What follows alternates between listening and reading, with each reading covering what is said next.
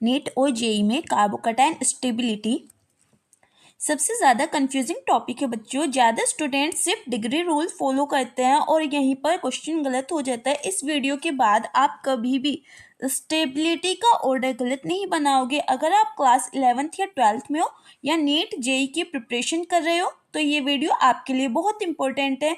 चलिए carbocation stability को simple logic से समझते हैं। सबसे पहले हम समझते हैं कार्बोकैटायन बच्चों होता क्या है। कार्बोकैटायन का सीधा सा मतलब है कि कार्बन के ऊपर पॉजिटिव चार्ज का होना, उसे ही हम बोलते हैं कार्बोकैटायन। इसे हम कार्बोनियम आयन भी बोलते हैं बच्चों। अब देखिए कार्बोकैटायन का फॉर्मेशन कब होता है, जब कोई भी हमारा इलेक्ट्रोनेगेटिव ग्रुप कार्बन के इलेक्ट्रॉन्स लेकर अपने साथ चला जाता है तो कार्बन पे क्या हो जाता है, इलेक्ट्रॉन्स की डेफिशिएंसी हो जाती है और पॉजिटिव चार्ज क्या हो जाता है, न्यूक्लियस में इंक्रीज हो जाता है, जिसकी वजह से हम इसे कार्बन के साथ पॉजिटिव साइन लगा के रिप्रेजेंट करते हैं। तो कार्बोकैटायन का positively charged carbon 6 electron present रहते हैं बच्चों कार्बोकैटायन में। फॉर एग्जांपल CH3 पॉजिटिव, ठीक है। इलेक्ट्रॉन डेफिशिएंट होता है, ये अनस्टेबल होता है बच्चों। कार्बन के पास वैलेंशियल इलेक्ट्रॉन कितना होता है, 4। अब हमारे पास कार्बन का जो एक इलेक्ट्रॉन था वो चला गया तो कितने बच गए बच्चों, 3। अब देखिए अगर मैं सिंपल CH3 पॉजिटिव की बात करूं, इस कार्बोकैटायन की बात करूं तो हमारे पास कितने इलेक्ट्रॉन्स बचेंगे, 3 तो इस हाइड्रोजन से आ रहे हैं और 3 ही हमारे पास कितने बचे हैं बच्चों, वैलेंशियल इलेक्ट्रॉन में बच रहे हैं। तो टोटल कितने इलेक्ट्रॉन्स हुए, 6 इलेक्ट्रॉन्स हुए। अब हम कार्बोकैटायन की स्टेबिलिटी समझते हैं बच्चों। जब भी आप ऑर्डर लगाओगे, स्टेप बाय स्टेप लगाओगे, कभी भी आप डायरेक्टली कोई भी सिंगल रूल फॉलो नहीं करोगे। लास्ट में मैं आपको स्टेबिलिटी का ऑर्डर बता दूंगी। सबसे पहले हम पढ़ते हैं डिग्री रूल। बच्चों देखिए जो हमारा 3 डिग्री कार्बोकैटायन होता है वो ज़्यादा स्टेबल होता है।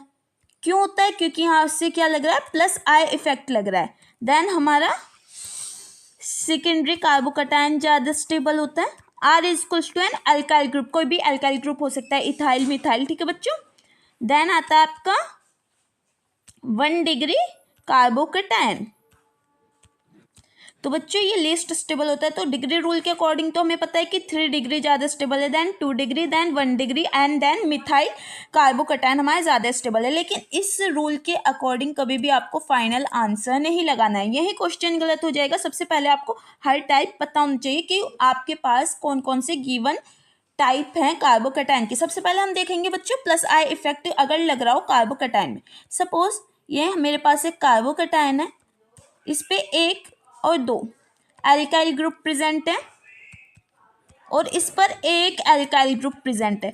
तो बताइए बच्चों किसमें ज़्यादा प्लस आई लग रहा है। जिसमें ज़्यादा एल्काइल ग्रुप्स होंगे, इसमें क्या है 2 एल्काइल ग्रुप्स हैं, तो जिसकी वजह से क्या लग रहा है, ज़्यादा प्लस आई इफेक्ट लग रहा है। इसमें क्या है 1 एल्काइल ग्रुप है, ठीक है, 1 एल्काइल ग्रुप है, जिसकी वजह से क्या लग रहा है, लेस प्लस आई इफेक्ट लग रहा है। तो हम किसे प्रेफरेंस देंगे, 2 एल्काइल ग्रुप को ज़्यादा प्रेफरेंस देंगे देन 1 के। तो हमारा अगर 2 एल्काइल ग्रुप्स या ज़्यादा एल्काइल ग्रुप्स होंगे वही ज़्यादा स्टेबल होगा हमेशा कंपाउंड। नेक्स्ट है हाइपर कंजुगेशन। बच्चों हाइपर कंजुगेशन में सिंपल आपको अल्फा हाइड्रोजन काउंट करना है। जितना आपका अल्फा हाइड्रोजन इंक्रीज होंगे उतनी आपकी स्टेबिलिटी इंक्रीज होगी कार्बोकैटायन की। बच्चों अब हम बात करते हैं टर्ट ब्यूटाइल कार्बोकैटायन की और इथाइल कार्बोकैटायन की। आपको बताना है कौन सा ज़्यादा स्टेबल है। अब बताइए, ये जो आपका ए कंपाउंड है वो तो आपका टर्शियरी ब्यूटाइल कार्बोकैटायन है और जो आपका बी कंपाउंड है वो आपका इथाइल कार्बोकैटायन है। आपको बताना है कि इसमें किसमें सबसे ज़्यादा हाइपर कंजुगेशन होगा, कितने ज़्यादा अल्फा हाइड्रोजन प्रेजेंट है। बच्चों देखिए अगर हम टर्ट ब्यूटाइल की बात करें तो इसमें कितने अल्फा हाइड्रोजन प्रेजेंट है, 9 अल्फा हाइड्रोजन। इंस्टेड जो आपका इथाइल कार्बोकैटायन है उसके पास क्या है बच्चों, सिर्फ 3 अल्फा हाइड्रोजन है। अब देखिए जितने ज़्यादा अल्फा हाइड्रोजन इंक्रीज होंगे स्टेबिलिटी इंक्रीज होगी, हमें ये पता है। अब देखिए आप अल्फा हाइड्रोजन निकालोगे कैसे, जो आपके कार्बोकैटायन है उसके जो बराबर में जो भी कार्बन ग्रुप के पास हाइड्रोजन की नंबर है, ठीक है, हाइड्रोजन प्रेजेंट है, उन्हें आपको काउंट करना है। देखिए 3 इस वाले के पास है, 3 इस वाले के पास, 3 इस वाले के पास, तो हमने क्या लिख दिया कि इस पे 9 अल्फा हाइड्रोजन प्रेजेंट है। अगर हम इथाइल कार्बोकैटायन की बात करें तो देखिए इस कार्बोकैटायन के पास क्या है, सिर्फ एक कार्बन है, उसके पास कितने हाइड्रोजन है, सिर्फ 3 हाइड्रोजन, तो 3 अल्फा हाइड्रोजन है। तो हम क्या बोलेंगे कि जो हमारा ए कंपाउंड है वो ज़्यादा स्टेबल है देन बी।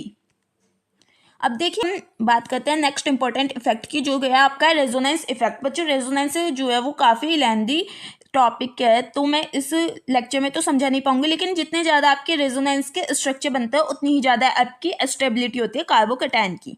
बच्चों अब हम बात करते हैं एलाइलिक कार्बोकैटायन की। एलाइलिक कार्बोकैटायन जो होता है वो आपका स्टेबल रहता है due to the conjugation with positive charge, और we can say due to the resonance. अब देखिए बच्चों, ये जो आपका डबल बॉन्ड है ये इस साइड शिफ्ट होगा और यहाँ पर क्या बन जाएगा, आपका पॉजिटिव चार्ज बन जाएगा। Let me clear it.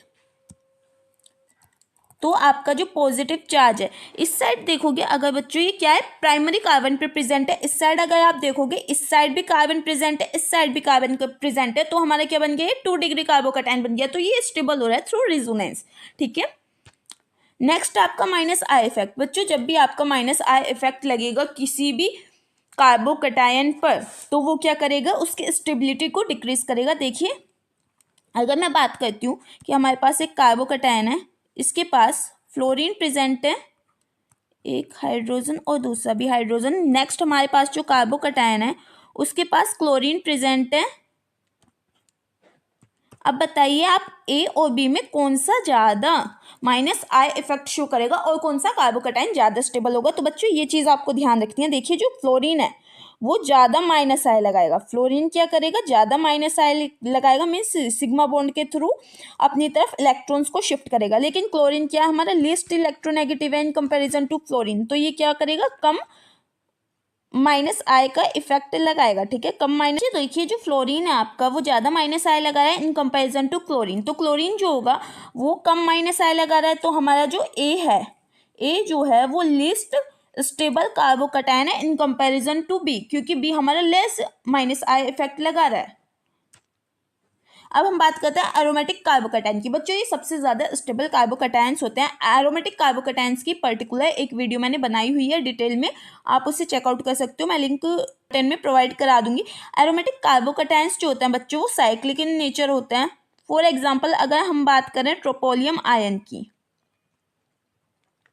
तो बच्चों देखिए ये क्या है, आपका एक एरोमेटिक कार्बोकैटायन है। ये जो पॉजिटिव चार्ज है ये इस रिंग में क्या कर सकता है, इजीली कंजुगेट हो सकता है। जितने ज़्यादा रेजोनेंस स्ट्रक्चर बनेंगे उतने ज़्यादा ये कंजुगेशन शो करेगा। जितना ज़्यादा कंजुगेशन होगा उतनी आपकी क्या होगी, स्टेबिलिटी इंक्रीज होगी। सबसे पहली बात ये साइक्लिक इन नेचर है। आप देख सकते हो ये क्या है, साइक्लिक इन नेचर।